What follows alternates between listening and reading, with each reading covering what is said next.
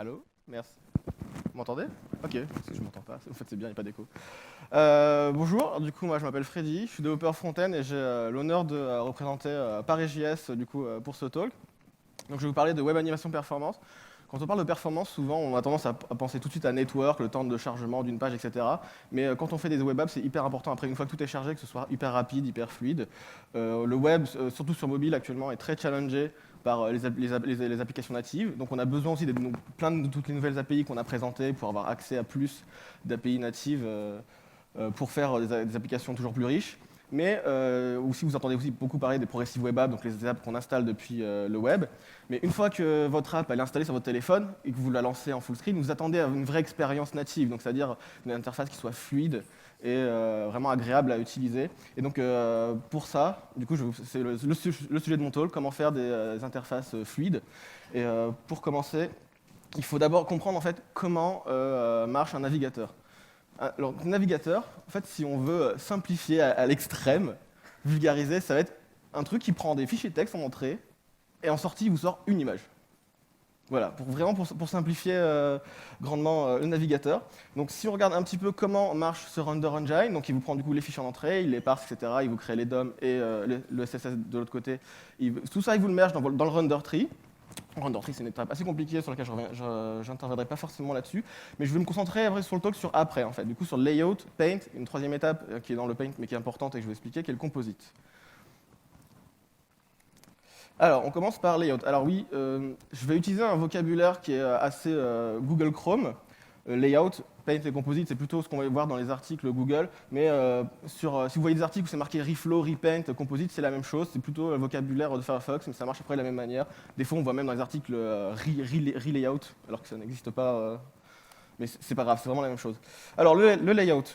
Donc, le layout, c'est vraiment tout simplement toutes les CSS pour créer toute la structure de votre page. Donc les blocs, l'inline, les tables et les nouvelles comme les flexbox, les grids qu'on vient de voir aussi.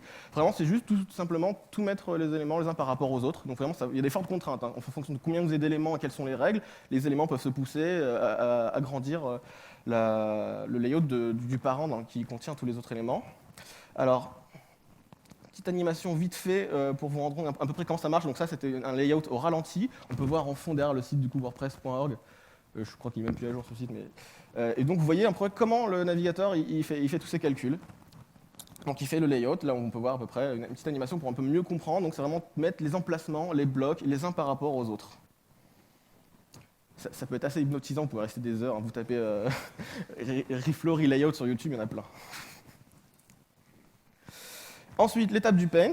C'est tout simplement du coup appliquer tous les styles visuels, les backgrounds, le color, box shadow, border color, etc. et plein d'autres. Donc c'est vraiment, je mets le coup de pinceau dans tous ces carrés qu'on vient de faire, jusqu'à une certaine étape, qui est le composite. En fait, on va avoir plusieurs images à cette étape-là.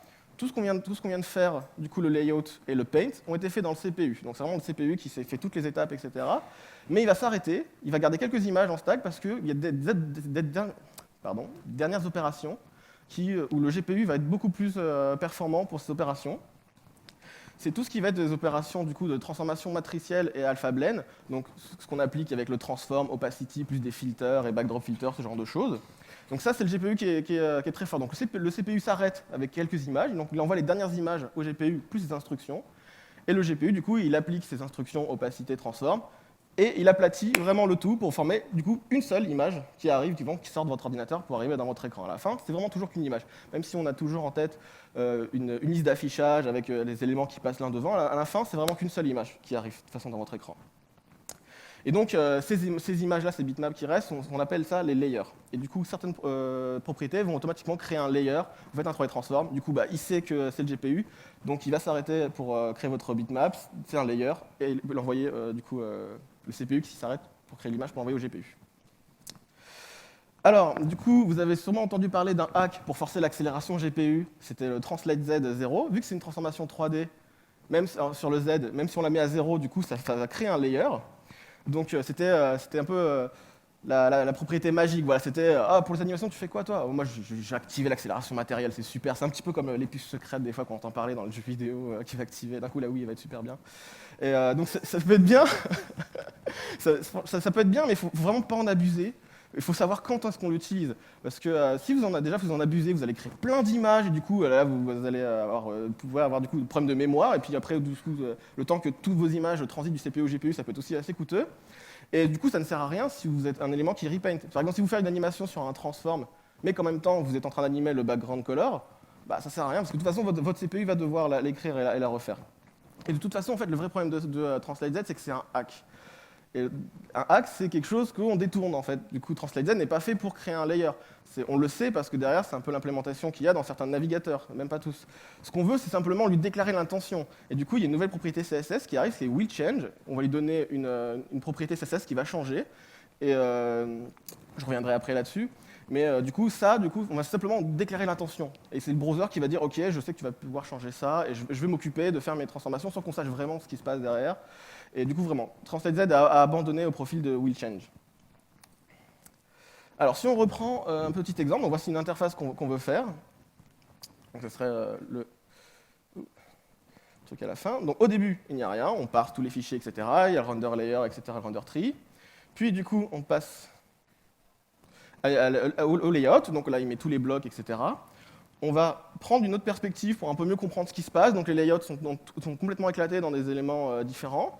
Il commence, le navigateur, à les regrouper pour savoir à peu près quelles images il va devoir peindre. Il s'arrête jusqu'à du coup, à créer ses layers. Il peint les layers dans le CPU. Donc vous avez du coup toutes ces images différentes qui sont faites par le CPU. À ce moment-là, du coup, elles sont envoyées au GPU avec les instructions. Et du coup, le GPU, qu'est-ce qu'il fait? Il aplatit le tout. Tout simplement. Et si on peut faire un petit parallèle avec le cartoon, c'est à peu près comme ça que marchent même un peu encore les dessins animés. Au début, bah, vous avez du coup l'esquisse, c'est à peu près l'étape de layout. On fait du coup l'esquisse des personnages. Le paint, bah, vraiment la même chose, hein, tout simplement mettre le coup de gouache. Et ensuite, du coup, bah, l'étape de composite. Donc je mets tous mes différents calques, j'aplatis le tout, et voilà, c'est comme ça que ça se passe. Donc vous imaginez que du coup, le browser, en fait, on va appliquer à peu près les mêmes techniques dans le dessin animé. Le but, ça va être de peindre le moins possible et d'utiliser du coup cette étape de composite, de juste déplacer des images pour être performant. Alors, du coup, on arrive aux animations. Alors, l'animation, c'est quelque chose qui peut être un peu placé dans les performances ressenties, mais il y a quand même une vraie métrique qu'on peut utiliser qui est les 60 fps, donc 60 images par seconde pour une animation fluide. Ce qui fait à peu près 16,6 millisecondes entre chaque image. Donc c'est assez peu, donc c'est pour ça qu'il faut être performant dans ses calculs et faire le moins de choses possible. Et 60 fps, c'est vraiment assez important. Est-ce qu'on a Internet? Oui. Alors, attendez, je mets la vidéo 60 fps. Hop là. On dit des fois, on entend parler, l'œil humain ne va pas plus au-delà de 30 fps, c'est faux. Déjà, si vous faites un peu de jeux vidéo, vous le savez que 60 fps c'est quand même vachement plus agréable. Alors là, vous ne verrez pas de différence entre 60 et 120 parce que de toute façon la vidéo YouTube est à 60 fps.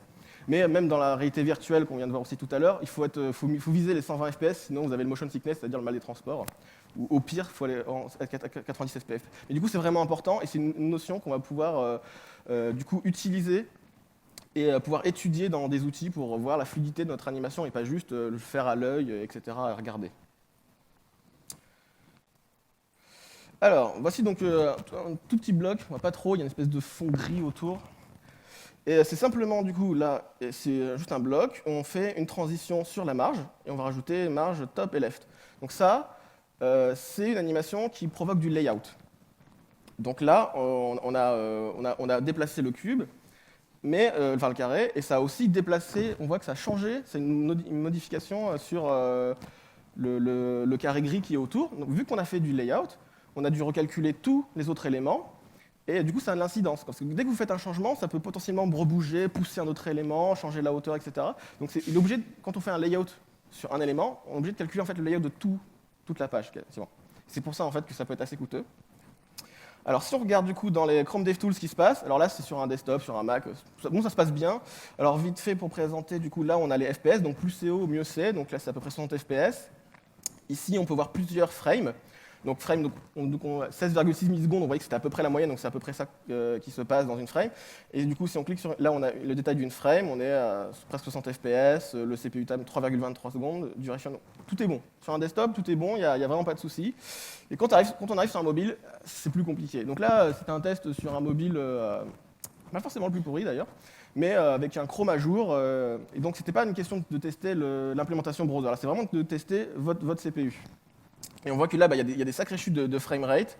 On passe à 30 FPS, CPU time à quasiment 30 millisecondes, parce que du coup, ce qui se passe, c'est que vu que votre calcul n'arrive pas à tenir dans une frame, il déborde sur une autre frame, et c'est pour ça qu'on passe très vite. Vous voyez que le schéma, ici, il va vraiment faire des carrés en mode 30 et 60 FPS, parce que dès que vous allez déborder, vous allez carrément du coup, diviser votre framerate par deux, ce qui arrive assez souvent. Alors si on regarde un peu en détail une seule frame, alors là j'ai remis en haut, c'est les nouveaux Chrome DevTools qui sont actuels, et en bas j'ai quand même gardé une screenshot des anciens Chrome DevTools. J'ai fait cette présentation il y a 6 mois, mais ça a déjà changé les Chrome DevTools complètement par rapport à avant, c'est toujours super. Et je trouve que j'ai quand même gardé l'ancienne parce que là on sait pourquoi c'est lent. Non, enfin, on voit que c'est lent, mais on n'arrive pas avec les nouveaux Chrome DevTools, je trouve, à répondre à la question pourquoi c'est lent. Et du coup, ce qu'on avait dans les anciens Chrome DevTools, on avait au moins ce petit schéma. On voyait que là, en violet, le rendering, en fait, c'est le layout. Voilà le temps qu'il prend, parce qu'on a provoqué un layout. Mais ce qui a vraiment pris du temps, c'est le painting, en fait, derrière. Vu que là, c'était un carré avec une box shadow c'est assez coûteux. Et du coup, vu qu'on fait du layout, je ne sais pas si vous vous rappelez le premier schéma, du coup, layout, paint, composite, vu que vous provoquez du layout, il faut forcément refaire le paint et le composite derrière. Du coup, même si on a provoqué un layout, c'est parce que ça a provoqué du paint qui était assez coûteux. Donc c'est quelque chose qui est plutôt à éviter. Donc ok, on fait plus de layout, on fait plus de paint. Faisons du coup des animations sur le composite. Donc on sait que transform, c'est matriciel, ça va arriver côté GPU. Donc faisons notre animation. Donc c'est à peu près c'est exactement la même animation. On voit que du coup, il n'y a plus de, mais c'est pas tout à fait la même animation en termes de design, parce qu'on voit que le carré gris derrière n'a pas bougé. Ça peut aussi poser des contraintes de design de faire que des animations sur le transform et l'opacité. Donc c'est juste un translate, voilà. Et là, sur le mobile, ça va un peu mieux. On voit qu'on est à 60 FPS pendant toute l'animation, sauf au début. Au début, il a un peu du mal. Je ne sais pas si vous voyez des fois quand vous faites du coup, des animations transform sur mobile ou dans les interfaces que vous utilisez tous les jours, vous allez ouvrir un menu et vous voyez qu'au début, il va un petit peu tousser, ça va presque se ralentir et d'un coup, pouf, la fin est super fluide jusqu'au bout. En fait, ce qui s'est passé, c'est que votre carré, il était dans la même image que le fond. Et ce qui s'est passé, c'est que vu que vous venez d'appliquer une animation sur le transform, là, le browser, il sait que c'est au GPU de le faire, sauf qu'il n'a pas les images en cache. Donc du coup, votre image, il la trash, il va en repaint 2 très vite, puis pour les envoyer au GPU. Sauf que pendant ce temps, l'animation, elle a déjà commencé, elle n'a pas attendu. Donc du coup, la partie où vous ne voyez pas grand-chose, c'est que là, il est en train de calculer vos images, et quand c'est fluide, c'est bon, ça arrive dans le GPU et l'animation se termine. Donc ça peut être assez désagréable, et c'est pour ça que du coup, il y a la propriété willChange. Du coup, on va lui déclarer ici, hop, willChange transform, voilà. On a juste rajouté ça par rapport à la précédente. Donc c'est exactement la même animation. Et c'est bon, ici sur mobile, tout se passe bien. Alors vous pouvez du coup, on va faire vite fait pour bien comprendre le... Ouh, pourquoi ça se met en plein écran? Voilà. Alors, vous avez ici, du coup, rendering setting. Vous pouvez, du coup, afficher les layers qui ont été faits. Donc là, c'est juste l'animation sur le transform. On voit que, du coup, le carré, il est juste là. Quand on fait l'animation, on voit qu'il est dans un layer. On voit qu'on affiche les layers là avec un peu en... On voit pas trop parce que c'est un peu petit, mais il est dans un layer, mais que pendant l'animation. Une fois que l'animation s'arrête, du coup, les deux images elles sont trashées et il a refait une seule image. Alors que quand on est... J'arrive pas à faire droite et gauche. Voilà. C'est tout petit.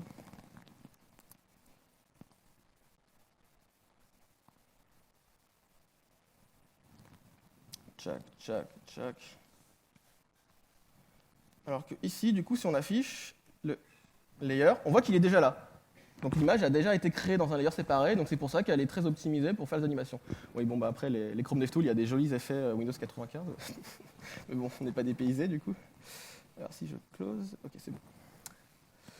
Donc voilà, sur un mobile, ça se passe super bien. Est-ce qu'on peut utiliser willChange aujourd'hui? Oui, surtout sur du coup, Chrome et Safari du coup, depuis le 9.3, c'est enfin là.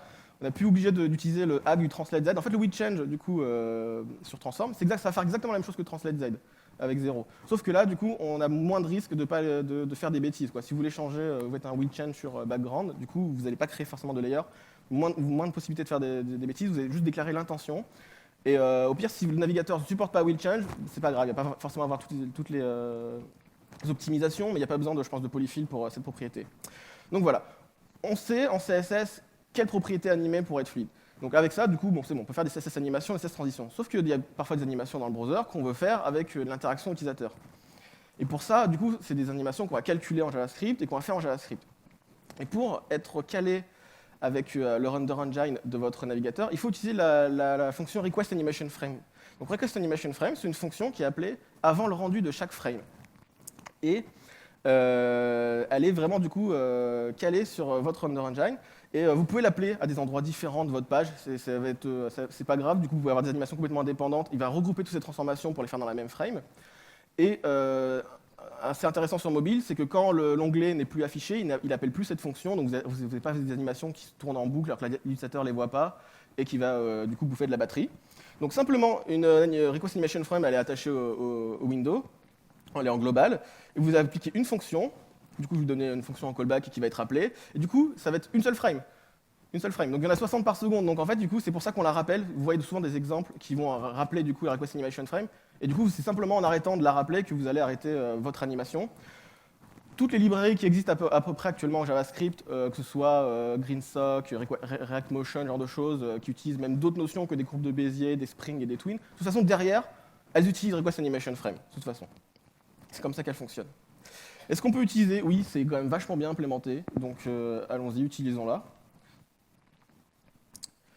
Ah oui, du coup, on fait des animations en JavaScript pour avoir de l'interaction utilisateur. Donc c'est des animations qu'on va vouloir faire souvent aussi des fois au scroll, au touch ou à des événements de souris. Le problème de ces événements utilisateurs, c'est qu'ils ne sont pas du tout calés avec le render engine et peuvent arriver beaucoup plus souvent que 60 fois par seconde. Le scroll, vous pouvez avoir 100 scrolls par seconde.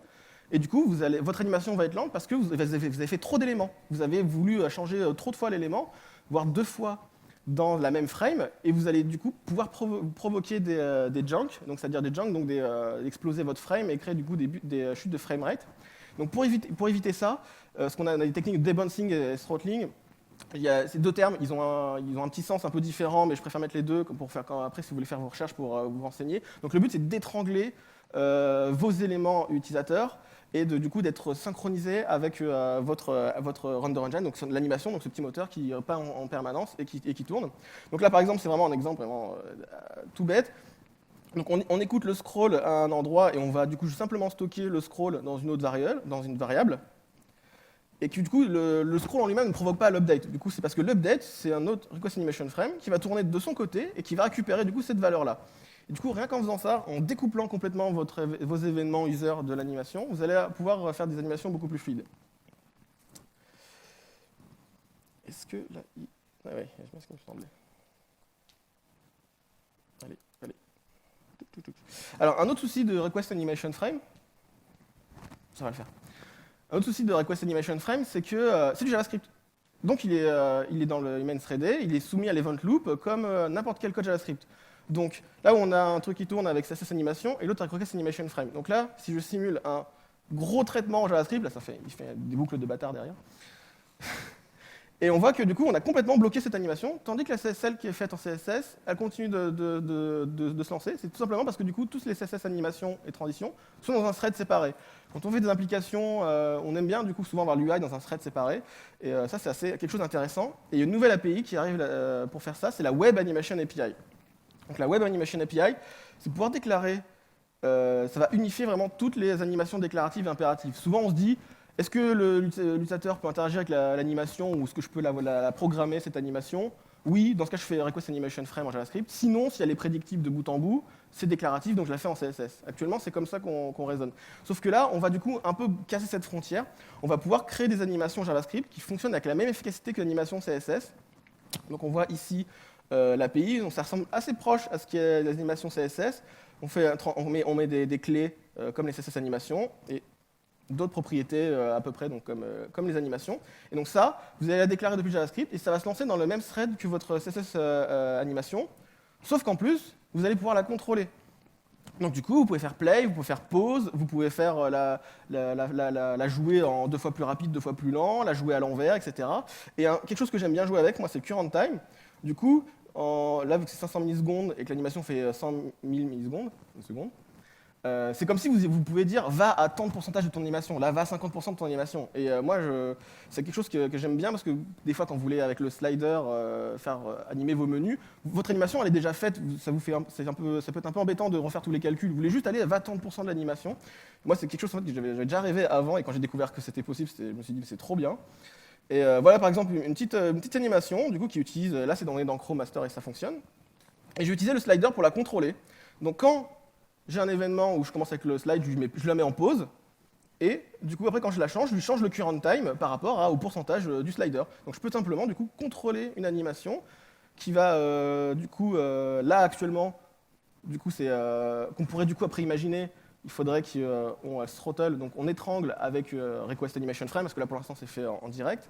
Mais dès que on relâche, l'animation elle va simplement continuer de jouer là où elle s'est arrêtée et du coup être de nouveau dans le thread séparé. Donc du coup, plutôt que de dire est-ce qu'une animation elle peut être contrôlable par l'utilisateur ou pas pour savoir si c'est une animation déclarative ou impérative, c'est à quel moment vous allez devoir, votre animation, vous devoir la contrôler et à quel moment, une fois qu'elle est relâchée, elle peut très bien être de nouveau dans le thread séparé. Donc on n'est plus dans le est-ce que l'animation à un moment est contrôlable, mais à quel moment l'animation est contrôlable. On peut du coup avoir les deux. Est-ce qu'on peut l'utiliser aujourd'hui? Non, c'est pas franchement conseillé de l'utiliser aujourd'hui. Il y a un polyfill qui existe, mais qui utilise Request Animation Frame. Donc pas forcément, ça peut être sympa pour se faire, mais je ne recommande pas forcément de la mettre en prod, mais c'est bien de voir qu'il y a des choses qui existent. Et de la spec, on a gratté un peu que la surface. Il y a toute une spec entière que j'ai pas lue, mais qui est assez intéressante. Voilà. Il y a plein de références que j'ai mis à la fin de mon talk. Et voilà, c'est tout pour moi, merci. Du coup, je vais mettre très vite les slides sur mon Twitter, là, juste après pendant la pause. Et petite pub perso, je suis freelance, et si jamais vous ne trouvez avec personne pour des interfaces, voilà, c'est tout, merci pour moi.